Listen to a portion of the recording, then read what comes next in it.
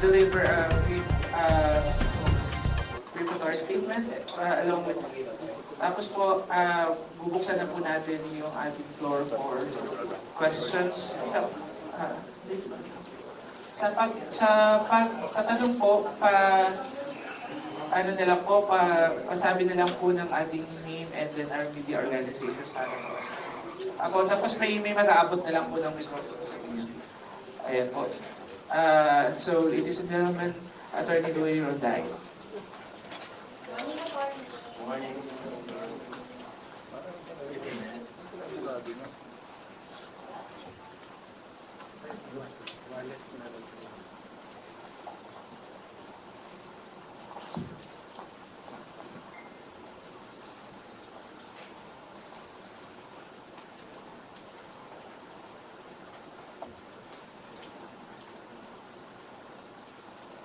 Good morning, my name is Ruy Rondain. To my left is my daughter. Mike po, attorney Mike po, attorney please. Yung ano po, yung black po sir, yung black. Yung black po, apo. My name is Ruy Rondain. Thank you for coming. To my left is my daughter, Atty, who will be assisting me today. My other staff are there as well. My client, former Representative Zaldy Co, has been asking to say something for the past few months. Stand.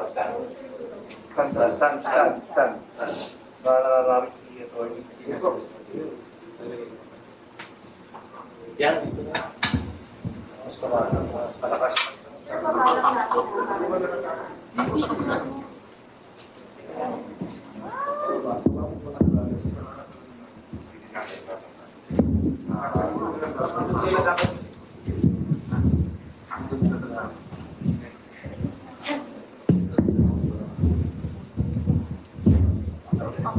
How's that? How's that? Better? Okay.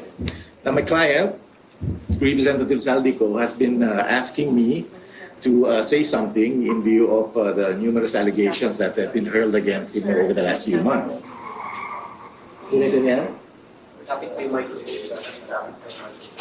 Yeah, how's that?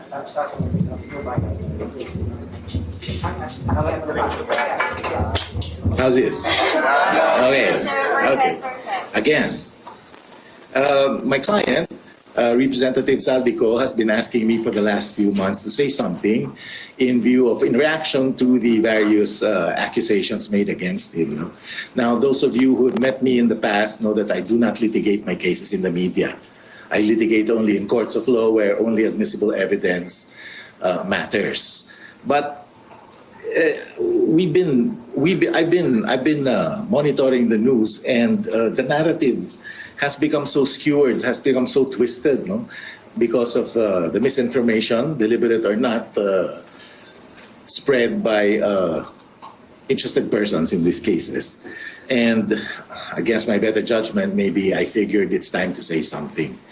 Now, Representative Co would have wanted to be here himself so he can answer your questions. Unfortunately, there are credible and serious threats to his life. Now, he's really afraid to come out at this time. Now, hopefully I can answer some of your questions. I don't have a prepared statement. Hopefully I can answer some of your pressing questions, and hopefully we can, the objective is to realign, to redirect the narrative para, so we level the playing field again, because I'm afraid that not only the press but the people in general have been misled by inaccurate statements and interpretations of the law, as you might have noticed. Now, let me jump the gun, because I know someone will ask this inevitably. I do not know where he is. I do not know where he is because I never asked him where he is. It's not relevant for his defense. And I never asked because I don't want to have to lie to any of you when you ask me that question as to where he is. I never asked. So, let's go. Yes? I know you, Camille.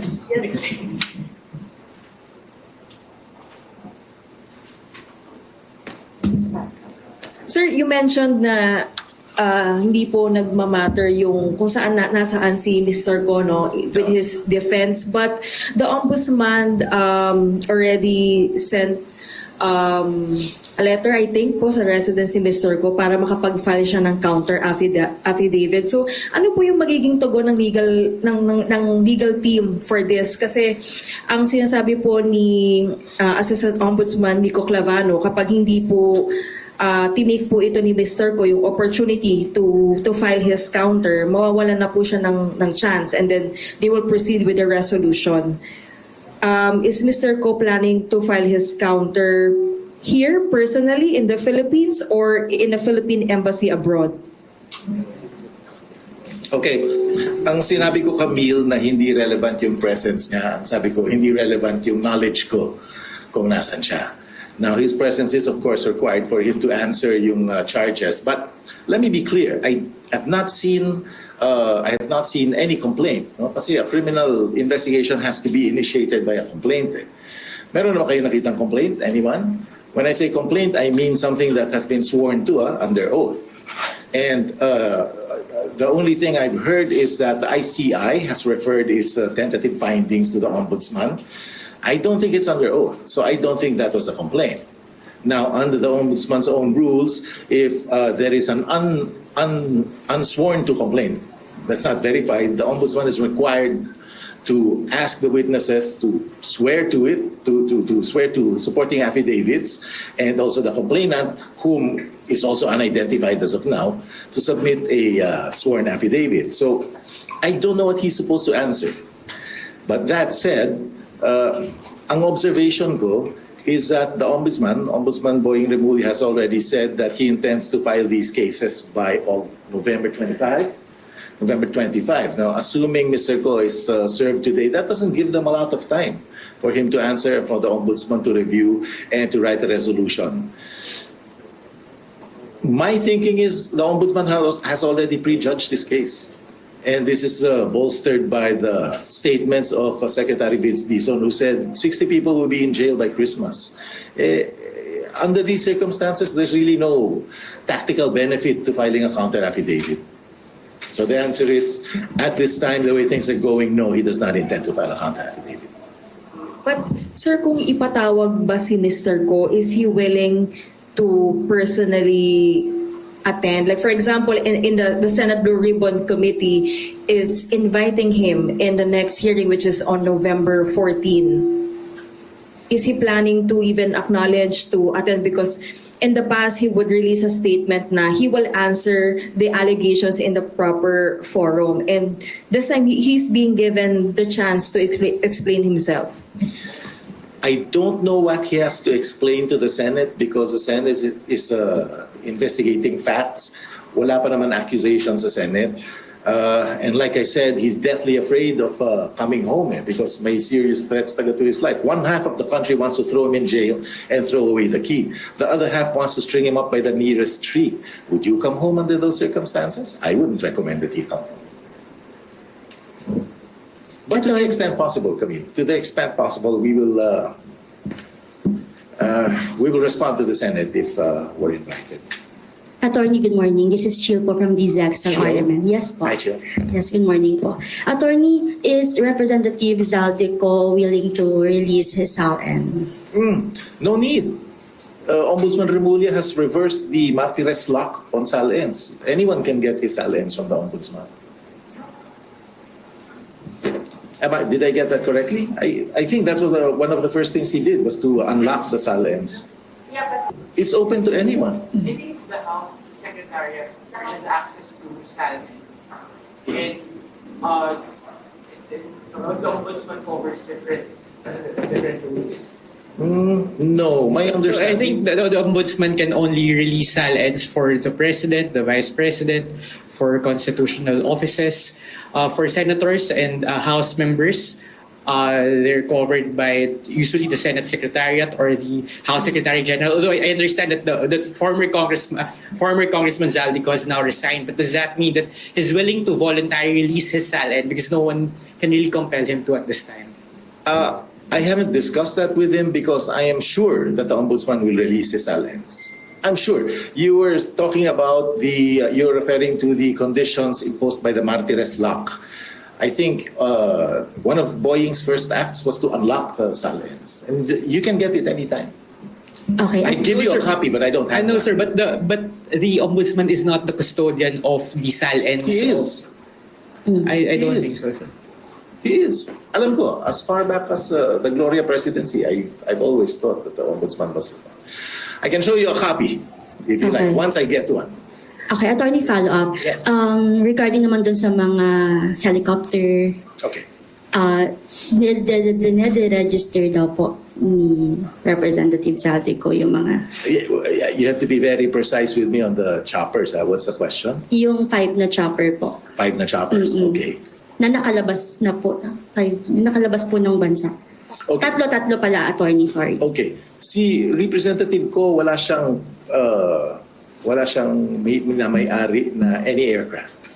I understand that any aircraft related to him is owned by Mississippi's Aviation. Na separate si Mr. Ko sa Mississippi's. You should ask the lawyer of Mississippi's. I'm not the lawyer. But see, yan na yung yan na yung isang misinformation na malaki. That's the reason we're here. Because Secretary Dizon keeps saying na i-freeze lahat yan, i-confiscate yan. If you look at his SALN, Mississippi's Aviation was incorporated in 2004, 2008. Now, Zaldy Co became a congressman in 2019. So, yung aviation company na in which he owns stock is was already 15, 16, 17 years old before he became when he became a congressman. Now, sinasabi ni Secretary Dizon na ifo-forfeit daw. Dalawa lang ang forfeiture dito. No? A criminal forfeiture will require a criminal conviction. That's final. A civil forfeiture will require proof and a final decision that the forfeited property was illegally acquired. How can something that was acquired by a company 17 years before he became a congressman be illegally acquired? So sa madaling salita, so hindi po kay Representative Zaldy Co yung tatlong chopper? No. Not that I know of na meron siya personal na chopper. Must be Mississippi's Aviations, which again is an old company. Ay naka-report sa SALN niya yun, ha? Thank you, attorney. Sir, good morning. Hi. Hannah po from Billionario. Hi, Hannah. Clarification lang din tungkol dun sa naging Senate Blue Ribbon hearing nung September. Basically, mainit po kasi yung mata ni Congressman Zaldy Co sa publiko because of the supposed cash deliveries made by his former aide, Orly Guteza. First, sir, can you confirm if Guteza was indeed an aide, a former aide of Zaldy Co? The first time I heard that name was at the Senate hearing, or was it the House? I learned about that Mr. Guteza's name. I heard Mr. Guteza's name for the first time at the same time you did. Nahiling ko. I know that he had 2 aides, something biblical. Matthew, Luke, something. Mark and Paul, sir? Whatever. Na former aides niya. But I understand also that they were no longer connected with him at the relevant time. Now, if you're asking me whether or not there were deliveries to Representative Co at any time, no. Categorical. You deny all the cash deliveries, including the To luggage, him? sir. Yes, to his house, to his condo. Who's making that accusation, Hannah? It was Orly Guteza who And where is he now? we can't find him, sir. It's for us to find out. There you But go. You have to forgive me, my brain isn't trained to think that way. I'm always evidence-based. Kaya nga, the reason why you're here is para ma-realign nga natin, ma-redirect natin yung narrative. Na wag naman chismis, wag naman speculation. Because hindi tatayo in a court of law. would you say, sir, ito po yung isa sa mga sinabi nyo kanina na narrative na skewered? Yes, because who's saying na mayroon deliveries?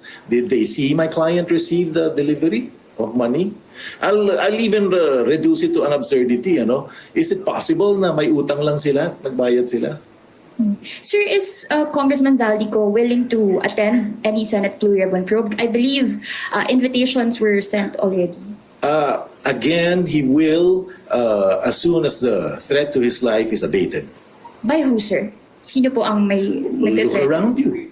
Ang dami, it's all over social media. I'm not tech savvy and nakikita ko everyday yung mga threats sa kanya. Isabit na yan, bitayin na yan, etc. etc. Virtually, sir, at least. Virtually, what does that mean? Via Zoom. Online. He will attend online. If Siya? he will. Kasi sir, I believe there's a quotation that flight is an indication of guilt. So if ever ba willing po siyang humarap para at least marinig din ng taong bayan yung side niya. Okay, number one, wala pang criminal case against him. As far as I know, wala pang criminal accusation. Number two, yung flight as an indication of guilt is a misused term. Hindi yan ang ibig sabihin yan if you look at its history under U.S. federal law. I'll discuss that with you privately. Masyado mahaba. Sige, sir. But outdated yung, misused and outdated yung concept na yan. So would you say he's not, hindi siya tumatakas, basically? No. Kasi Hannah, remember that he flew out for medical reasons way before this whole thing blew up. Diba? When did this blow up? After the SONA. He flew out as early as February, I think. So hindi siya tumakbo. Let's get that clear. Again, let's redirect the narrative. Good morning, sir. This is Arles from One News po. Arles? Yes po. Hi, Arles. I have seen the Ombudsman referral, the ICI's referral to the Ombudsman wherein Bryce Hernandez claimed that he delivered a bulk of cash on the first quarter of 2025 in his in-cost residence in Valle Verde, wherein there's no furniture inside, just luggages of cash, and then it was received by a certain Paul Estrada. Has Co ever confirmed or denied these allegations? Na may delivery? Both having Paul Estrada and his residence having no furniture at all. We talked about that and he said, I have no knowledge about any delivery. Because if you talk to Mr. Hernandez, I'm sure he will say that my client was not there.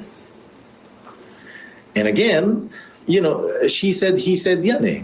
Because he says that he delivered it, and yet he admits to owning a Ferrari, a Lamborghini, everything else. And Representative Co is just saying, no such thing. Walang nangyaring ganyan. So who do you believe? But on the latter part of the Ombudsman referral case, sir, there's a certain sentence there wherein it was received by a certain Paul Estrada with an acknowledgement receipt being kept by Alcantara. So have you also reached out to certain Paul Estrada and having him on cause?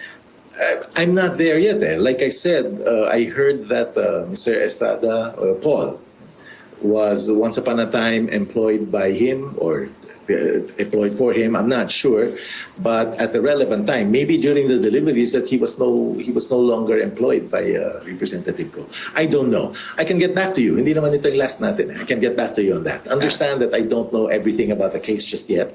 I'll get back to you. And then, sir, you've said that Ko has serious threats in his life. Yes. So does this mean that he also has pangamba or hindi pagtiwala sa pamahalaan that he can be safely, safeguarded just to face all the allegations to him? Hindi naman. But the government cannot protect you all the time.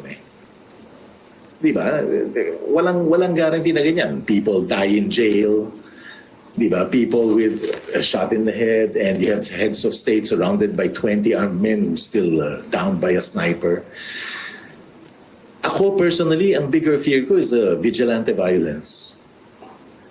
Because nga everyone hates him. That's the reason I'm here. Again, no, I don't litigate in the media, but the reason I'm here is because maybe we can tone down the temperature, we can lower it a little bit, because personally, I'm deathly afraid of vigilante violence. Someone who thinks that he's a moral guardian of the Filipino people will just take a palpik and shoot him anywhere. Sir, siguro last na lang, because the year is ending, 2026 is fast approaching. Sure. I know this might sound so vague and irrelevant, but how long is Zaldy Co planning to not go back to the country, aside from just like pahupain lahat ng threats sa life niya?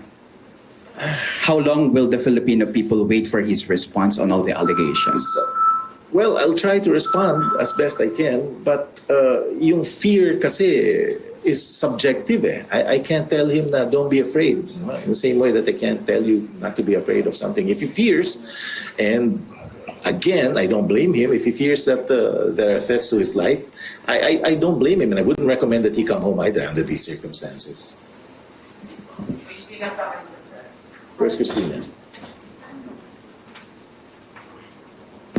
Sir, Tina po from GMA. Hi, Tina. Sir, you said kanina po that the the information are skewed against former Representative Co. What did you mean by that? The narrative. The narrative. Yes. What did you mean by that?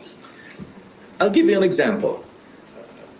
Ang daming nagtatanong, no? In fact, it's a very hot topic na yung corruption ng corruption in general, whether it's a budget or yung mga flood control projects, di ba?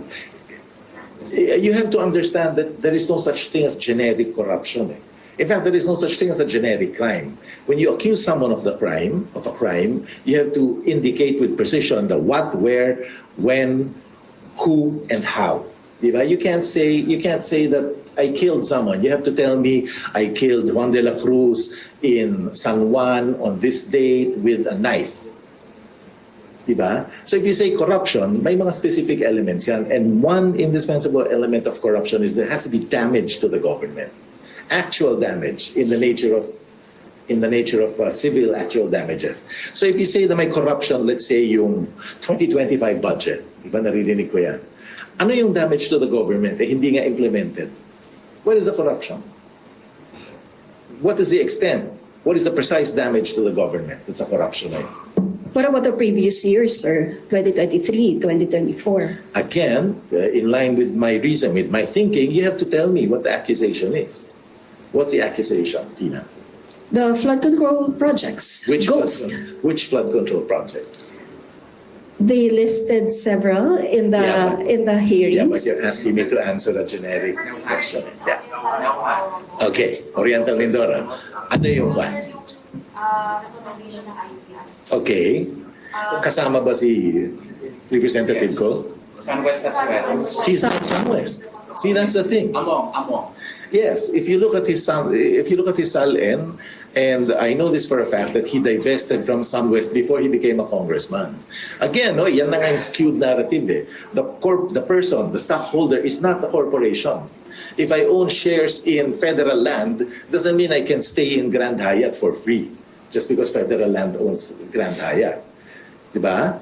So, just because he's a member of a corporation, which he is not, Sunwest, let's get that clear. Just because Sunwest is accused of something, that doesn't filter down to the stockholders. Again, he's not a stockholder. I don't represent Sunwest, though you should ask Sunwest's lawyers. But let's get it right lang. If there's a wrong committed by a corporation, that wrong does not contaminate the stockholders. Sir, Otherwise, lahat tayo sa pool na. go ahead. Yeah, that's it.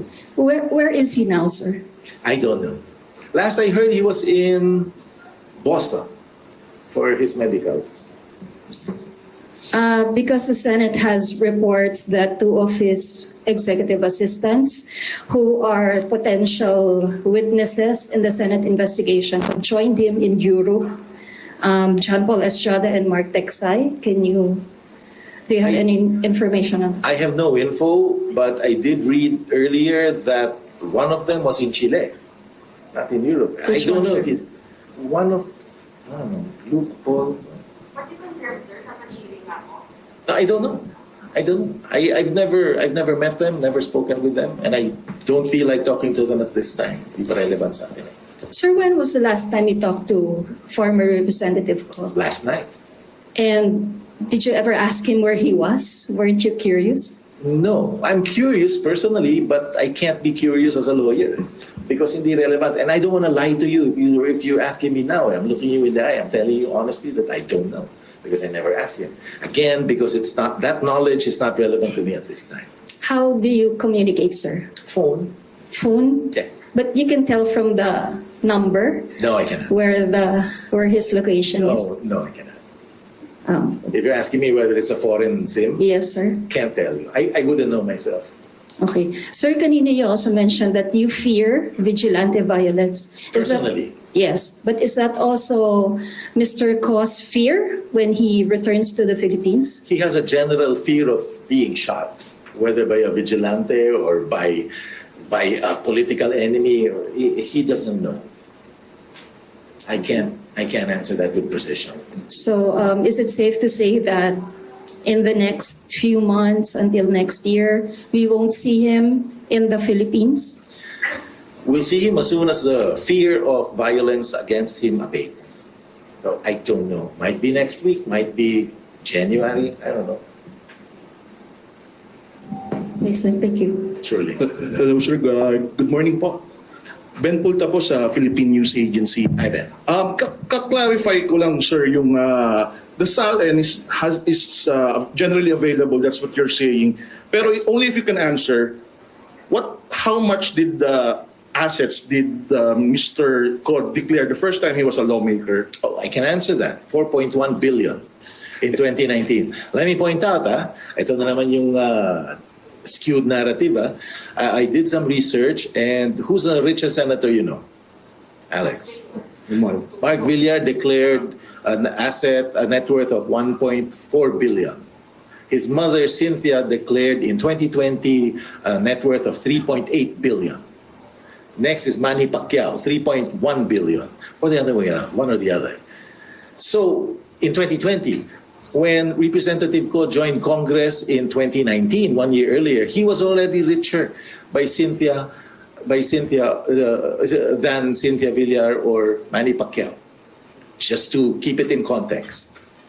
What's your question? Sir, thank you for that, sir. Pero did it grow? Follow up lang doon sa question. Did the assets grow? Would you know if There was movement. It was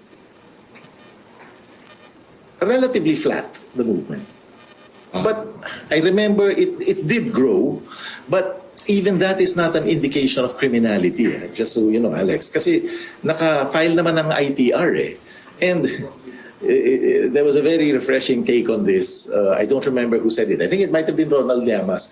Kung magnanakaw ka, luko-luko ka ba't idedeklara mo sa SALN mo yung ninakaw mo? Naturalmente, hindi, di ba? Sir, if ewan ko kung pwede, sir, if you can go to yung legal theory, Sure. But the acts attributed to Co, maliban dun sa accusation ni Gutesa that money was actually delivered to his house by so-and-so, yung acts of passing a law to encourage projects, and that these projects supposedly some of them were not implemented at all, would that, in your say, form part of your legal theory? Would that make him liable? I mean, it's like paying and someone else did not deliver, right? I assume you're talking about yung unang pumuti ko yung mga ghost projects sa Bulacan. Yung preliminary research namin is that yung mga ghost projects na yun, part of the NEP yun, National Expenditure Program. So hindi yun insertion. You see? So saan ba galing ang NEP? Hindi ba galing sa executive? Sir, but the proponents apparently had a part in. Mr. Co apparently had a part in the actions of the proponents. No. That's what I'm saying. Yung NEP is prepared by the DBM in consultation with the other executive offices. Sinasubmit yan sa appropriations. Hindi nakialam doon si Representative Co as far as I know. Kasi NEP nga eh. Tapos nun, from what I know, from what I gather, meron mga requests na separate yung other executives, other government offices, yun ang sinasabi na insertion. But ang technical term is congressional initiative or something like that. Ayan pa we keep saying insertion kasi it's a very colored term, insertion, parang masama ang dating. But then, everyone is saying, Senator Lacson himself said that it was insertion. Huwag natin kulayan yung term. Sir, last two so others can ask a question. My second to the last question is dun sa air assets. The government is saying that it has fled the Philippines. It's probably been disposed outside the country, despite having not been deregistered locally. Sorry, I just received word that one of the live streams ran out of its mic, so you might want to fix that before moving forward. I'm not sure. Wala daw audio? Yeah, walang audio in one of the live streams. Maybe Inquirer.net. Before we proceed,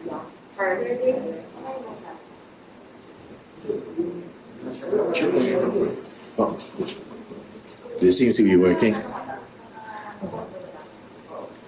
Sorry, Alex, you're gonna have to say that again about the aircraft. Yeah, the aircraft, sir.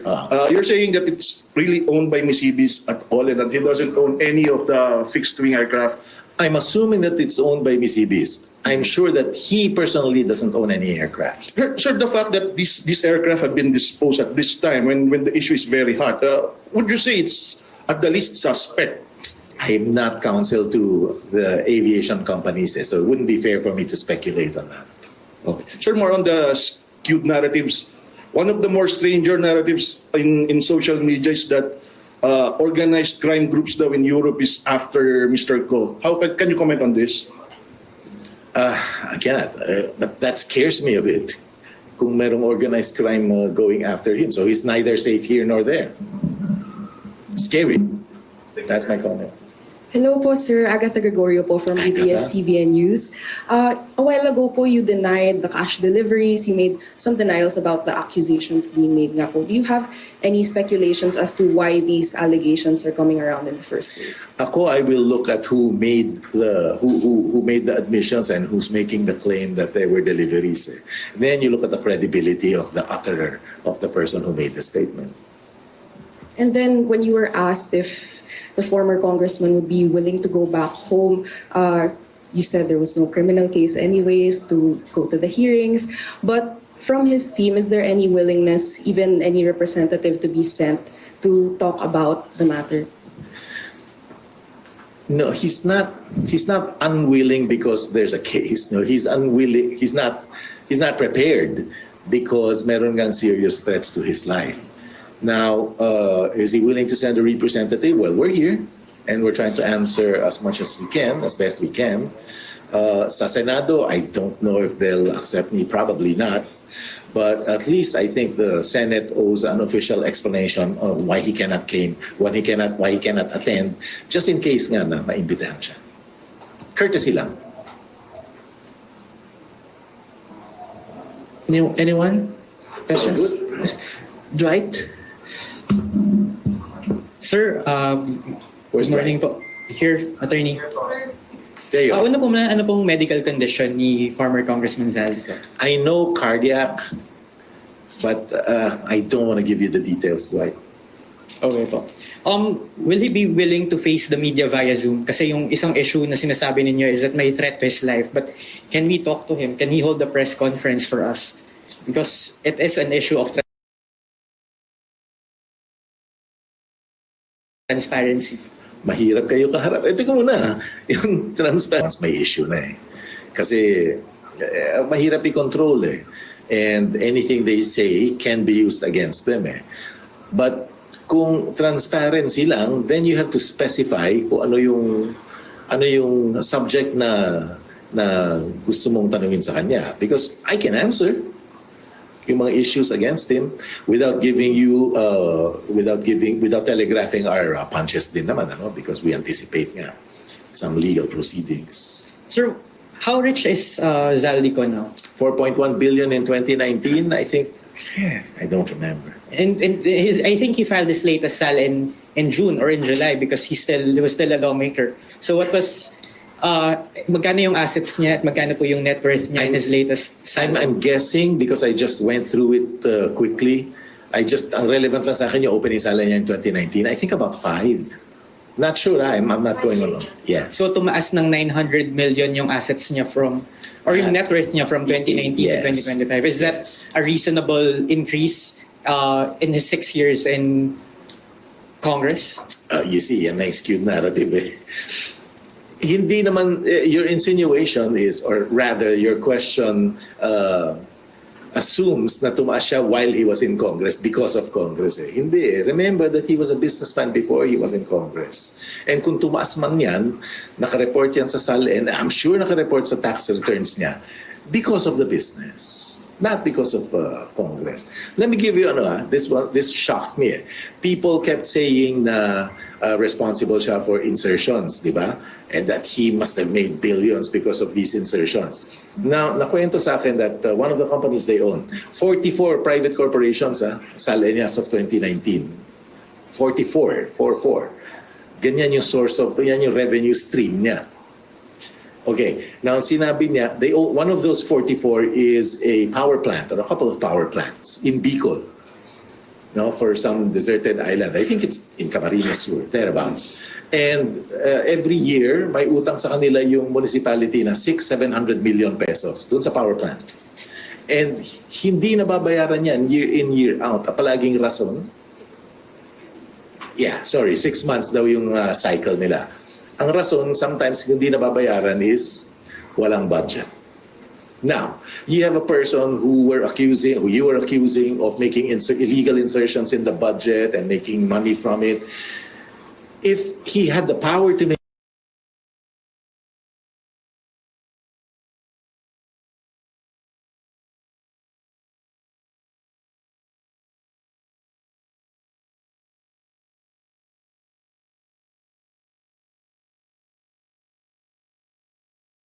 the insertions, don't you think it would have been smart of him to... For clarity lang din, marami pa kasing congressional insertions ngayon o whatever you call that, that's still not open to the public, especially yung mga nangyari noong 2023, 2024, 2025. All of these, former Congressman Zaldy Co was part of the small committee in the House. He was part of the BICAM. It is the subject of public debate. There's a call na gawing transparent itong mga proceedings na to, which is why we're asking these questions. I know that your narrative here is that there's a skewed narrative, but this is just our responsibility as media to ask these questions. Sure. For example, Congressman Toby Tiangco is one of the people who allege that there are billions of pesos in insertions facilitated by former Congressman Zaldy Co. Is it true or not? We don't know. But this is why we're asking these questions. Marami pong mga dumabas na rin nga sa House, sa Senate hearing na na-mention na po si former Congressman Zaldy Co. Again, also in some of the referrals, if you want to call them complaints, they also named Zaldy Co. So again, this is why we are asking these questions. Now, sir, about the salad, because you've kept on telling na kung makita nyo lang yung salad ni Zaldy Co, can you just give it to us? I don't have an additional copy. Can we take a photo of? No. Can we take a photo of I the have notes, salad? I'll give you his 2019. But we also need, sir, the 2025 because Wala nga ako eh. I don't have the. Nadaanan ko lang eh. Kaya nga hindi ko, that's why I cannot answer your question what was his closing salary. Ba na po ibig sabihin niyo, sir, attorney, nung nadaanan niyo lang yung salad niya nung Nabasa ko lang 2025? somewhere, but I don't have a hard copy. I have a hard copy of the 2019. Ano pong nabasa niyo, sir, yung hard copy nung kay Congressman Zaldy? Saan niyo po nabasa yung Saan niyo po nabasa yung 5 billion? Because we cannot report it if it like nabasa niyo lang somewhere or sinabi lang sa inyo. It has to be documentary evidence that 5 billion pesos po yung laman ng kanyang salad in 2025. I told you that I'm not gonna go on oath on it. Because sabi ko, ang recollection ko is 5 billion. If you're disputing it, then wala akong magagawa. I can't prove otherwise. Okay po. A few questions na lang, sir. May, how does your camp respond to allegations of labor issues in Miss Ibis? I learned that mayroong labor complaint filed by a former HR manager against Miss Ibis, including the owners, including Zaldy Co's wife, Maylene. Couldn't tell you, Dwight. I'm not counsel to Miss Ibis. Okay. So no response to the service charges? I can't respond. Elderly service charges? I can't respond. I know nothing about that case because I'm not counsel to Miss Ibis. Okay po. The former HR manager also said that he was tasked to process the passports of personal staff of Zaldy Co, including the household cook and I think one more aide. Is it true? Can't answer you. Cannot answer. I can't answer you because I don't know, Dwight. Okay. I'm not evading anything. Like I told you, I'm not counsel. I haven't spoken to these people. Okay po. Sige, lumang questions ka. Thank you po. Surely. Sir, papahabol lang ako. Come Sir, since sinasabi niyo po na worried kayo dun sa vigilante violence, no? Sir, ano po yung pwede niyo sigurong mensahe sa taong bayan? Kasi syempre, sila po talaga yung, hindi naman po magkakaroon ng rason yung galit ng taong bayan. Bakit sila nagpo-protesta outside? No, kaya hinihiling nila na harapin ni Mr. Co itong mga allegations because he's not just a private citizen. He used to be a public servant. At pera po ng taong bayan, yung pinag-uusapan pinag-uusapan dito. Okay, naiintindihan ko, ito yung message ko, no? Naiintindihan ko na mainit ang ulo ng mga taong bayan. Pati ako, believe it or not, naiinis din ako. No? Narinig ko na si Ruy Rondain, may Lamborghini at saka Ferrari, etc. Naiinis din ako eh. But ang appeal ko is, let's look at the evidence.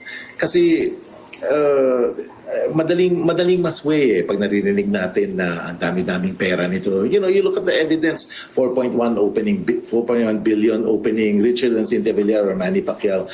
Tingnan naman nyo, sinasabi niya na nag-increase ng 900. Okay, let's play with that number.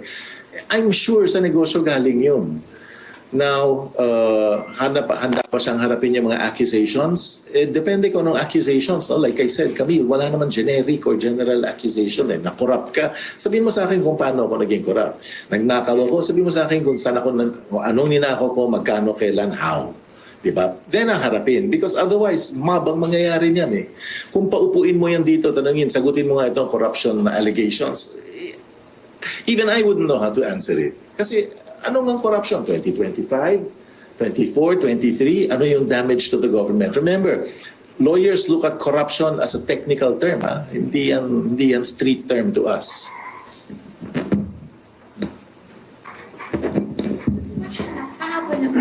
Does Ko know Yusek Roberto Bernardo of the I don't know. DWH? I didn't ask you.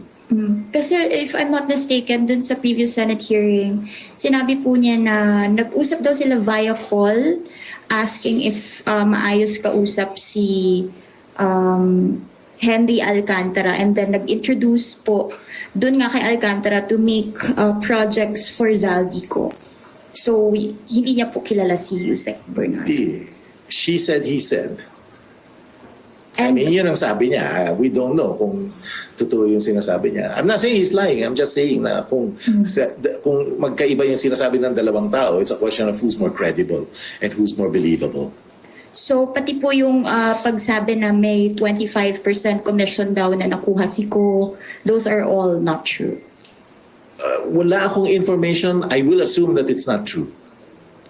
So, they've never met si Yusek Bernardo and also Zaldy Co. Again, I don't know. I have no information. But if he's saying that my client got a 25% commission, I'm telling you that's not true.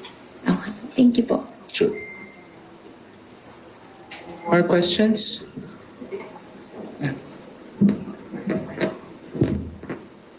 Okay. Dwight, it was just pointed out to me na a lot of these high government officials also have increased SALENSA. And pinapoint out na ako na si Ping Lacson, si Senator Lacson nag-increase din. So long as ma-justify, nothing wrong with an increase. In fact, ang net worth mo should increase. Sir, but our call sana is we hope to get the copies of the salary. Kasi talaga yung... Tulungan na lang tayo. I'm sure na open yan sa Ombudsman. But is he willing to release the salary? Sir, baka pwede... Let me ask him. Sige, let me ask him. Yeah, let me ask him. Let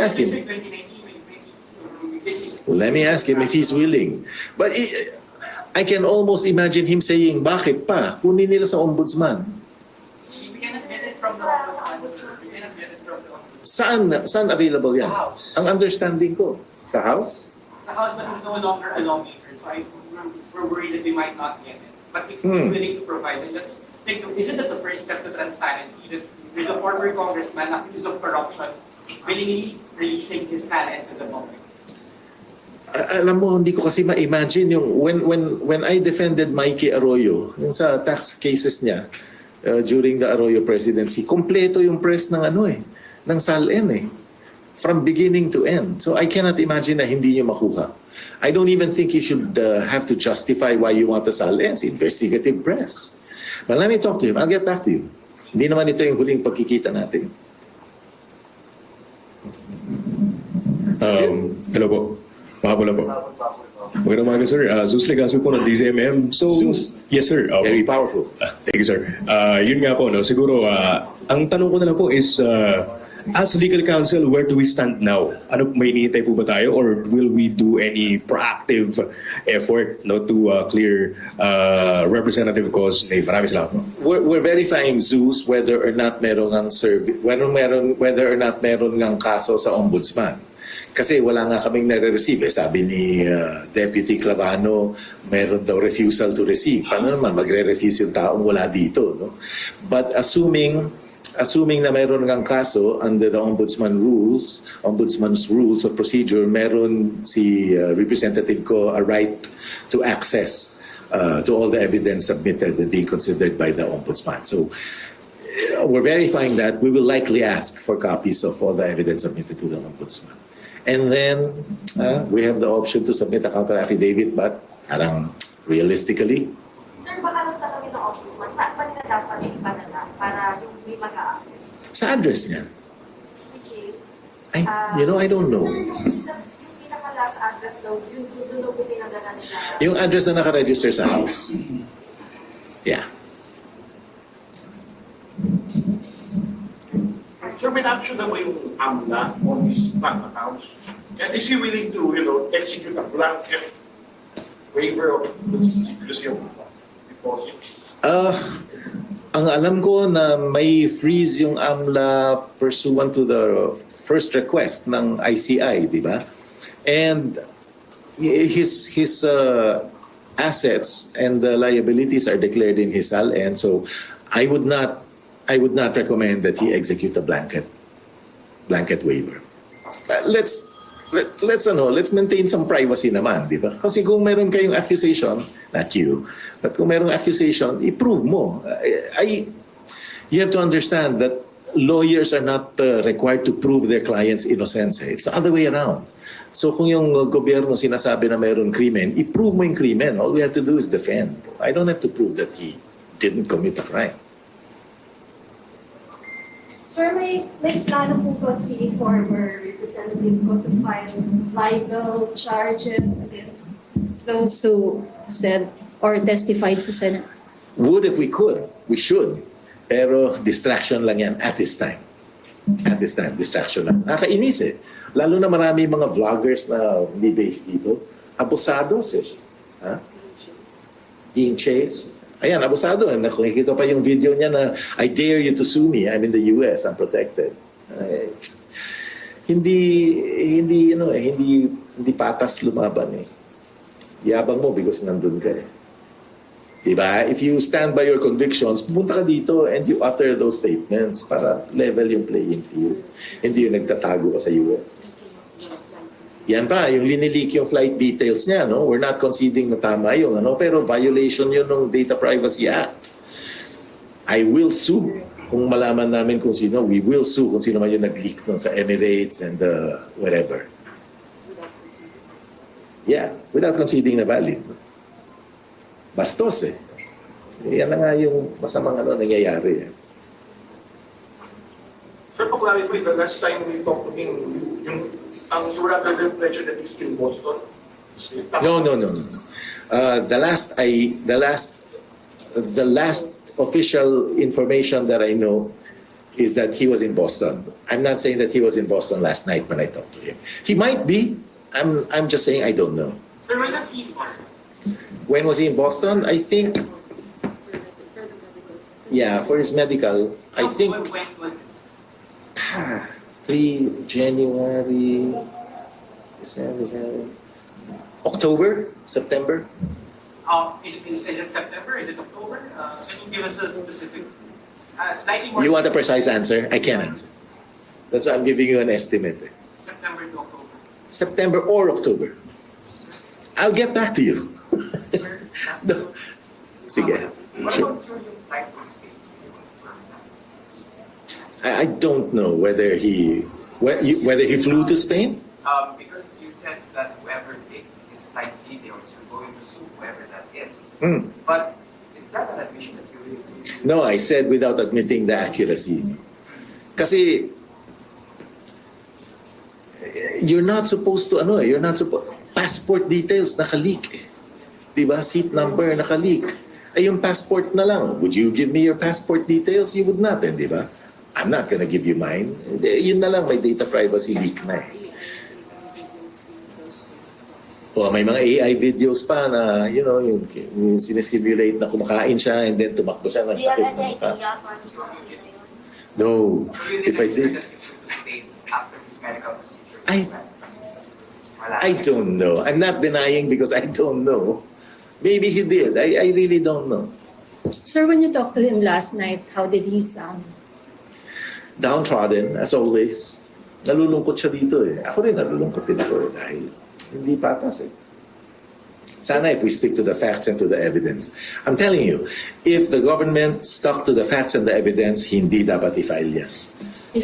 And lahat ng mga criminal cases ko na very, very hot, na galit na mga tao, preliminary investigation pala, sinasabi ko, walang ebidensya, walang crime na na-commit. Nagta-trial kami for 10, 15 years and then na-acquit mga kliyente ko.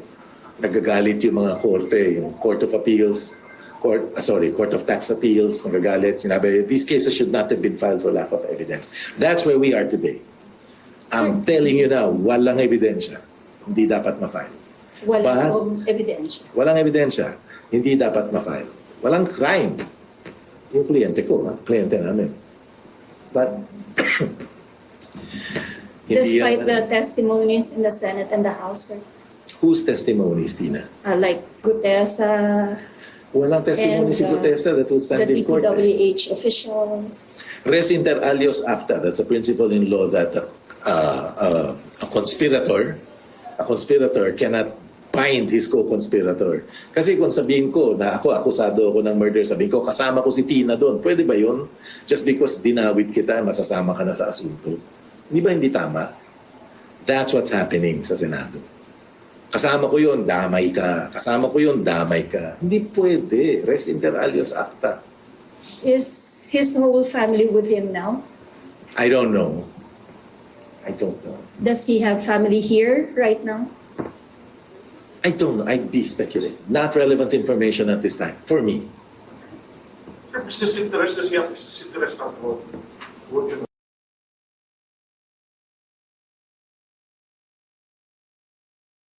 I don't know, Alex. Sorry. Wala ako napansin sa sali.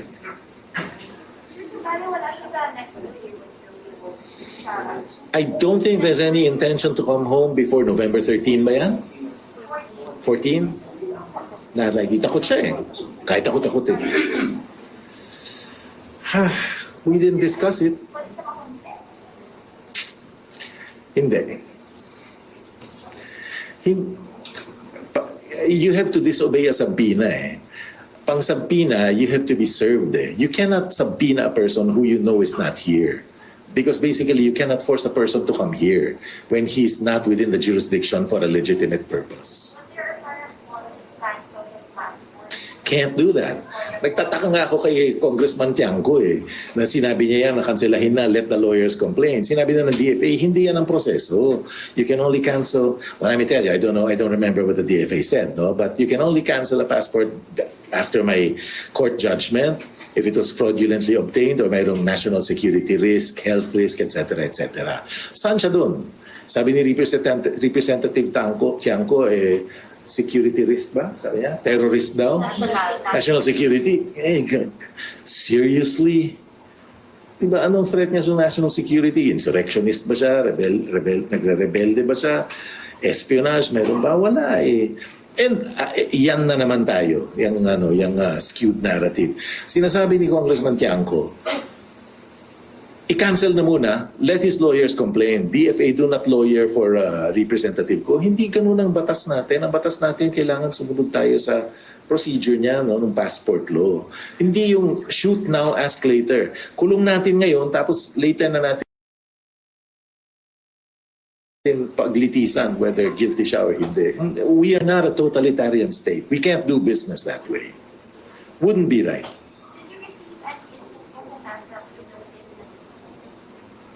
No, I have not. Sir, if I may ask, how were you tapped by the former congressman to these legal? I like to joke. Sinabi na isang client ko, sabi niya, competence shines. I like that.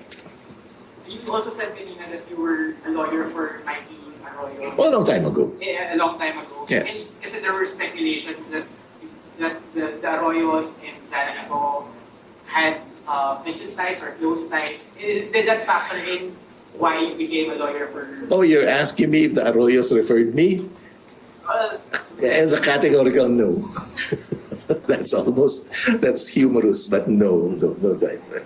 I'm not laughing at you. I'm laughing at the proposition. That's it. We good? Thank you very much. Sure. Wag lang after 10 p.m. At before 6 p.m. Thank you very much, ladies and gentlemen. Attorney Ruy's number has been, media number has been distributed to